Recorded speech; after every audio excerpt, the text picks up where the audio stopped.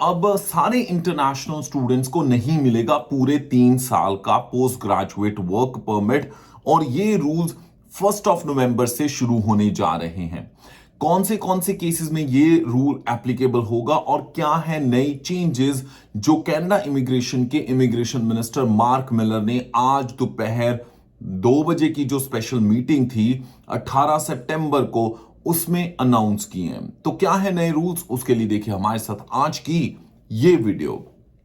जी हाँ दोस्तों, नमस्कार, आदाब, सत श्री अकाल। मैं हूं जॉनी हंस और लेकर हाजिर हूं आज की ये वीडियो जिसमें जो कनाडा इमिग्रेशन के मिनिस्टर हैं मार्क मिलर, उन्होंने अनाउंस किए हैं कुछ नए रूल्स जो कनाडा में इस वक्त इंटरनेशनल स्टूडेंट्स और फॉरेन वर्कर्स को मद्देनजर रखते हुए हैं।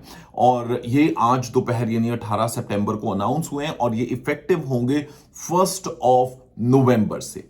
सबसे पहले जो इंटरनेशनल स्टूडेंट्स इस वक्त अलग अलग कॉलेजेस यूनिवर्सिटीज में पढ़ते हैं उनके लिए कि जो इंटरनेशनल स्टूडेंट्स इस वक्त स्टडी कर रहे हैं, अगर उनके जो कोर्सेज हैं वो हाई इन डिमांड नहीं है या उस एरिया में लेबर शॉर्टेज नहीं है, तो उन केसेस में आपको पूरे 3 साल का वर्क परमिट नहीं दिया जाएगा। तो यानी 1 साल का भी हो सकता है, 2 साल का भी हो सकता है, मना भी कर सकते हैं। ये उनके ऊपर डिपेंडेंट कर रहेगा कि कौन सा प्रोग्राम है आपका, क्या कौन सा ट्रेड आपने लिया है और क्या वो प्रोग्राम हाई इन डिमांड है, लोगों की जरूरत है उसमें। तो ये डिटरमिन करेगा कि आपको पूरे 3 साल का वर्क परमिट मिलता है या फिर 1 साल का। ऐसे नहीं होगा जैसे पहले आप जैसे ही 2 साल की स्टडी कंप्लीट करते थे हर किसी को 3 साल का वर्क परमिट मिलता था एलिजिबल इंस्टीट्यूशंस में। तो अब मूविंग फॉरवर्ड ऐसा नहीं होगा। उसके साथ साथ उन्होंने दूसरी चीज जो अनाउंस कर दी है वो ये कि अब पोस्ट ग्रेजुएट वर्क परमिट लेने के लिए मैंडेटरी है कि आपके पास इंग्लिश का जो लेवल है, स्कोर है, वो अच्छा होना चाहिए। कहने का मतलब कि अगर आप कॉलेज का डिप्लोमा कर रहे हो यानी अंडर ग्रेजुएट 2 ईयर डिप्लोमा या फिर आप पोस्ट ग्रेजुएट डिप्लोमा कर रहे हो, तो उस केस में आपका जो पोस्ट ग्रेजुएट वर्क परमिट की वो तो चलो खैर तभी मिलेगा अगर आपका जो इंग्लिश लेवल का स्कोर है CLB लेवल 5 चाहिए आपको minimum to get eligible for post graduate work permit. पहले क्या होता था, इंग्लिश की एलिजिबिलिटी नहीं रिक्वायर्ड थी या फिर लैंग्वेज एबिलिटी नहीं रिक्वायर्ड थी और सीधा वर्क परमिट मिल जाएगा। पर जो फ्रेंच में स्टडी करते हैं उनकी ऑब्वियसली फ्रेंच रिक्वायरमेंट होगी।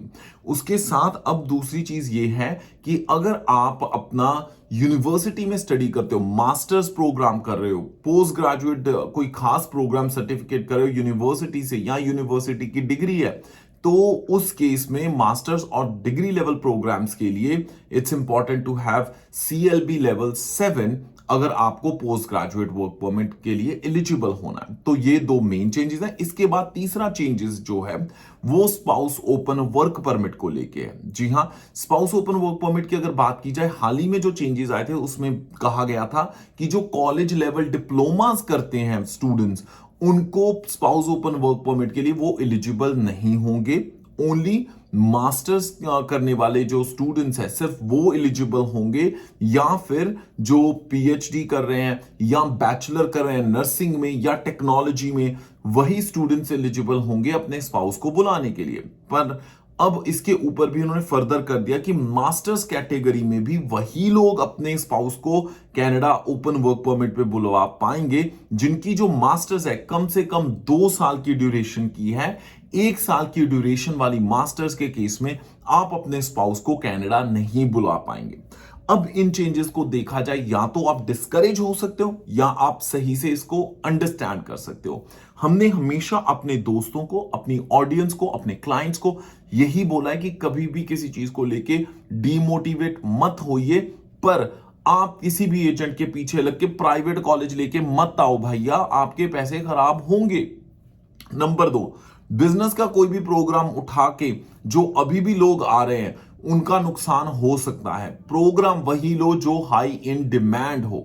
आप कारपेंट्री का प्रोग्राम ले लो, प्लम्बिंग का प्रोग्राम ले लो, हीटिंग, एयर कंडीशनिंग, रेफ्रिजरेशन का प्रोग्राम ले लो, अकाउंटिंग टेक्नीशियन का प्रोग्राम ले लो, पर्सनल सपोर्ट वर्कर का प्रोग्राम ले लो, नर्सिंग का प्रोग्राम ले लो, नर्सिंग असिस्टेंट्स का प्रोग्राम ले लीजिए, या फिर कुछ ऐसे प्रोग्राम्स होते हैं जो अभी भी डिमांड में है, तो वो प्रोग्राम्स लीजिए ताकि आप अगर स्टूडेंट वीजा पे आओ तो आपको पोस्ट ग्रेजुएट वर्क परमिट भी मिले और आपके लिए पीआर भी हेल्पफुल हो जाए। अब मैं बात करता हूं उन लोगों की जिनके पोस्ट ग्रेजुएट वर्क परमिट खत्म होने वाले हैं। भैया अगर 1 साल का भी पोस्ट ग्रेजुएट वर्क परमिट मिला है, बचा हुआ है, तो अभी से फ्रेंच का पल्ला पकड़ लो, क्योंकि फ्रेंच के केस में जो फ्रेंकोफोन ड्रॉज निकल रहे हैं वो 200 की स्कोर पे निकल रहे हैं। अंडरस्टैंड, 200-300 के सीआरएस स्कोर पे लोगों को पीआर मिल रही है फ्रेंच के केस में। तो अभी भी जो दोस्त फ्रेंच नहीं पढ़ रहे, प्लीज ऑनलाइन कोचिंग ले लो, इन पर्सन कोचिंग ले लो, बट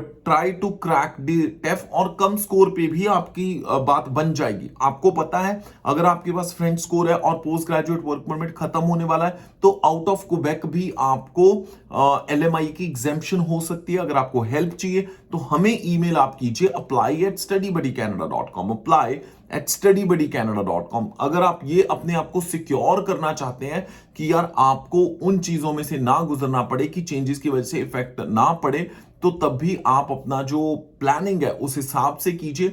स्टडी करते दौरान भी अगर वर्क परमिट पे या पीआर की प्लानिंग करनी है तो आप हमारी टीम को उसके लिए भी कांटेक्ट कर सकते हैं। apply@studybuddycanada.com। वीडियो के डिस्क्रिप्शन में सारी हमारी कांटेक्ट डिटेल्स हैं। और डीमोटिवेट मत होइए, और कभी भी किसी के पीछे लग के किसी भी उल्टे सीधे काम में मत इन्वॉल्व होइए कि आप बॉर्डर क्रॉस कर जाएंगे, ये कर देंगे, वो कर देंगे। लोग बहुत मिस इन्फॉर्म कर रहे हैं। भैया आपकी फैमिली या बैक होम, मुझे पता है कि ये हो सकता है पता नहीं किस रीजन की वजह से ऑल ऑफ अ सडन इतने ज्यादा चेंजेस इमिग्रेशन में आ रहे हैं। अभी ऑब्जर्व कीजिए कुछ आने वाले महीनों में भी क्या सिचुएशन है, उसके हिसाब से एक्शन लीजिए। जल्दबाजी मत कीजिए, अपना स्टेटस एक्सपायर नहीं होने देना, ये भी इंपॉर्टेंट चीज है। Please don't get your status expired, तब भी प्रॉब्लम हो सकती है। फिर भी कोई क्वेश्चन क्वेरी हो, ईमेल कर दीजिएगा apply@studybuddycanada.com पे। इसी के साथ मैं जॉनी हंस फिलहाल लेना इजाजत। हंसदे मुस्कुराते रहो जी, रब रखा।